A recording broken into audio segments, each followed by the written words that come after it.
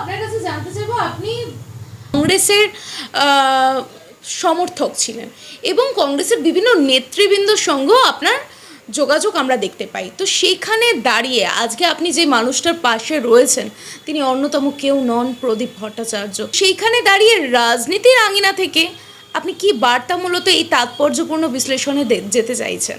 প্রথমে নমস্কার জানাই thebengalpress.com আপনাদের প্রতিটা মানুষের প্রতিটা সমর্থন দেয়। তো আমি জানার ইনার পাশে আছি না, সত্যি দেবতুল্য মানুষ, সিনিয়র হিসাবে এনাকেই পেয়েছি। 84 সাল থেকে আমি দিল্লিতে ছিলাম, নর্থ অ্যাভিনিউ 206 এমপি দেবী ঘোষাল ফ্ল্যাটে। তো এই ফ্ল্যাটটা পুরো সামলাতাম যখন আমি, তখন এই দাদাকে আরও দুজনকে খুব কাছের মানুষকে হারিয়েছি। নাম তুললে আমার হয়তো চোখ দিয়ে জলও আসতে পারে। ছোড়দা যাকে বলে, কলকাতার বাঘ সোমেন মিত্র, এমনকি সুব্রত মুখার্জি। সত্যি রাজনীতিবিদ কাকে বলে আজ পর্যন্ত 50 বছরের ওপর ধরে দেখছি, কিন্তু জামায় একটা কালির দাগ যাদের লাগেনি বলা যায় তার রাজনীতিবিদ।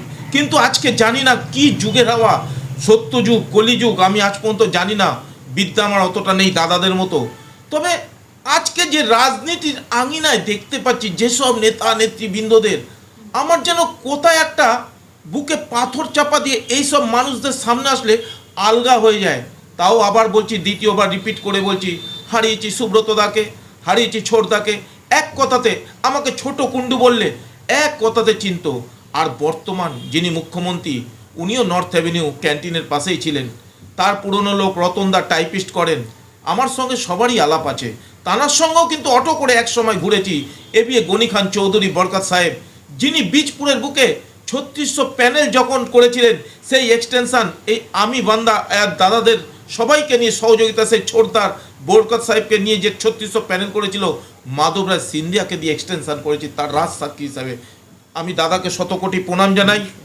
আর একটুখানি বলবো দাদা, সত্যি আগেকার রাজনীতি আর এখনকার রাজনীতির মধ্যে আমি যে আবেগ জড়িয়ে, জানি না কথাটা বলছি তো সম্মান দিয়ে, সেই জায়গাটা কোথায় এইটুকু যদি একটু বলো, সেই জায়গাটা। আগেকার রাজনীতির ভিতরে একটা আদর্শ ছিল, লড়াইটা ছিল আদর্শের লড়াই।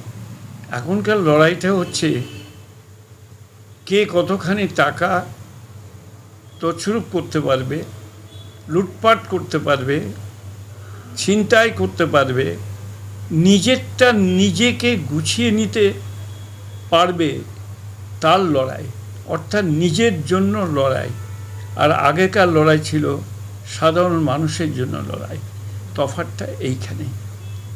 সেই জন্য সেদিনকার মানুষ নিরলসে হাজার হাজার লোককে চাকরি দিয়েছে। এবিএ গনি খান চৌধুরীকে কেউ বলতে পারবে না যে তিনি কাউকে টাকা দিয়ে চাকরি দিয়েছে। আমি 16,000 লোককে চাকরি করে দিয়েছিলাম, কারো হিম্মত নেই বলতে পারে যে 1 পয়সাও দিয়েছে। আর এখন আপনি একজনকে চাকরি দেওয়ার কথা বলুন, সে লক্ষ লক্ষ টাকা চাইবে।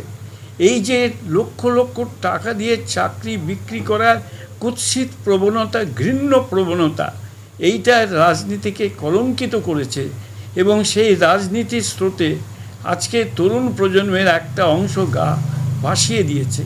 আমার তরুণ প্রজন্মের কাছে একান্ত আবেদন, এইভাবে যারা রাজনীতিকে নোংরা পথে নিয়ে যাচ্ছে, আপনারা এগিয়ে এসে তার বিরুদ্ধে লড়াই করে সমাজকে এই দূষণমুক্ত করুন, সমাজকে পঙ্কিলতার হাত থেকে মুক্ত করে বলুন রাজনীতিটা মানুষের সেবার জন্য, কেবলমাত্র নিজের আখের গুছিয়ে নেবার জন্য নয়।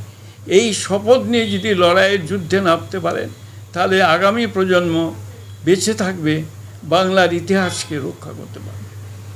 সত্যি ধন্যবাদ জানালাম আমি সে আবার দাদাকে শতকোটি প্রণাম জানিয়ে। আমার ভাষাটা বলছি না, আসলে বুকের পাথরটা যেন আলগা হয়ে যায়, সরিয়ে দেয় কেউ। যেটা দেখেছি সত্যি 3600 প্যানেল আমার দিয়ে এক্সটেনশন কাগজপত্র হয়েছে, আমি করে দিইনি, করে দিয়েছেন বরকত সাহেব আর দেবী ঘোষাল এক্সটেনশন করে দিয়েছিলেন। আজকে সেটা প্রমাণ হয়ে গেল, আমি কিন্তু সেই সময় 36 পয়সা নিইনি।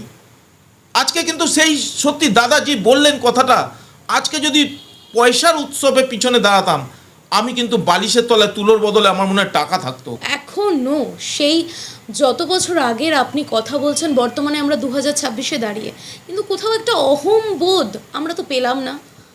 আমরা তো সাবলীলতার সঙ্গে দাদার সঙ্গে দেখা করতে পারলাম, তিনি আমাদের সময় দিলেন তার মূল্যবান সময় থেকে, এবং প্রত্যুত্তর তিনি যথোপযুক্ত উত্তরটাও কিন্তু সাবলীলতার সঙ্গেই দিলেন, সেটাই আমরা দেখতে পাচ্ছি। এবং রাজনীতি কি, কেন রাজনীতি মানে এক জনসেবা, তার একটা মহত্বপূর্ণ বার্তাও কিন্তু দাদা রাখলেন।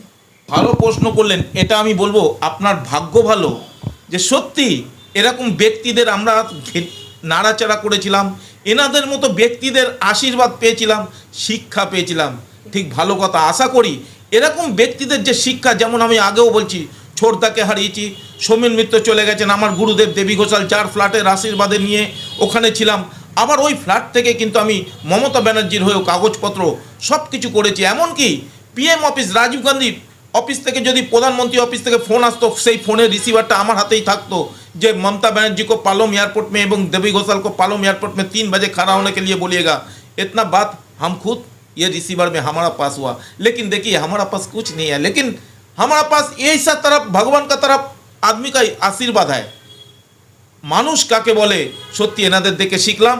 আর আপনি যে প্রশ্নটা করলেন, আশা করি আপনার এই চ্যানেলের মারফতে রাজনীতি কাকে বলে, রাজনীতিবিদ কাকে বলে সেটাও ছড়িয়ে দেবেন, এইটুকু বলে আমি শেষ করলাম। ধন্যবাদ, সুস্থ থাকুন, ভালো থাকুন। Thank you.